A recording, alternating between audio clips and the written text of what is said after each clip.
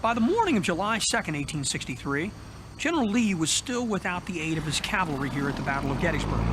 Having been sent on a mission to ride between the Union Army and Washington, Jeb Stuart, the Confederate cavalry commander, did not arrive on the battlefield until the second day of the fighting. Without the cavalry, Lee was blind as to the exact location and strength of his enemy. This was a severe handicap. Lee would try to make up for the deficiency by sending out scouts to find out where the Union Army was positioned. Returning to headquarters, Lee's scouts reported that the left end of the Union line terminated on Cemetery Ridge, close to where the Pennsylvania Monument now stands.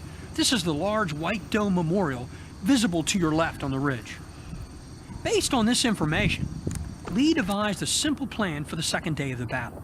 He would hit the left end of the Union line along Cemetery Ridge and roll up the Union position towards Cemetery Hill.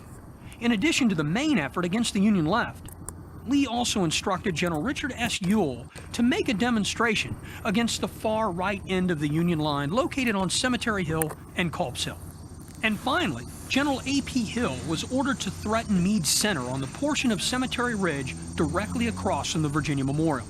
General Lee entrusted the main attack on the left end of the Union line to Lieutenant General James Longstreet, his second-in-command at Gettysburg and trusted friend. Known as Old Pete to many of his friends in the old army, Longstreet did not always see eye to eye with his superior Lee. Longstreet believed that the Confederate Army should be more cautious.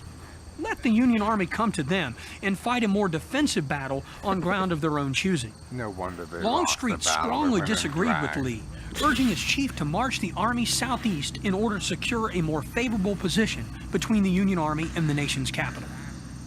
Lee, however, saw his enemy and was determined to destroy him here at Gettysburg.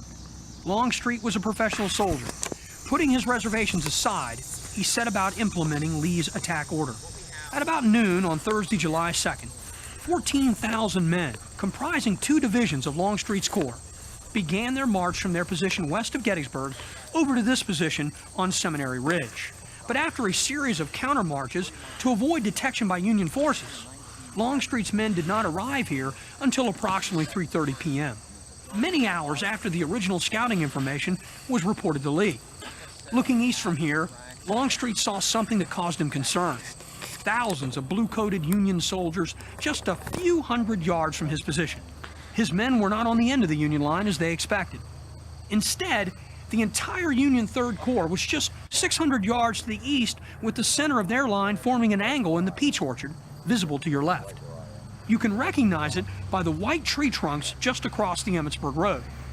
What Longstreet could not have known was that Union Major General Daniel E. Sickles, commander of the Union 3rd Corps, had taken upon himself, without permission from his superiors, to march his 10,000-man force out in front of the rest of the Union line to occupy what Sickles believed to be superior ground, the elevated ridge around the peach orchard.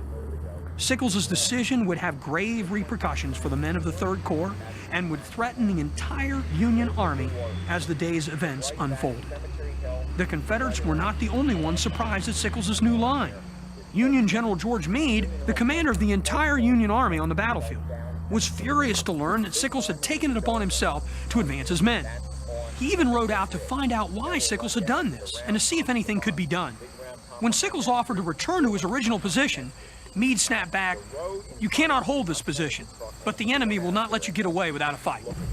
It was nearly at that same instant the Confederate assault began on the Union left. The bloodiest day at Gettysburg had commenced. That road went right up between the 2 lines. Confederate line, of course, we are here.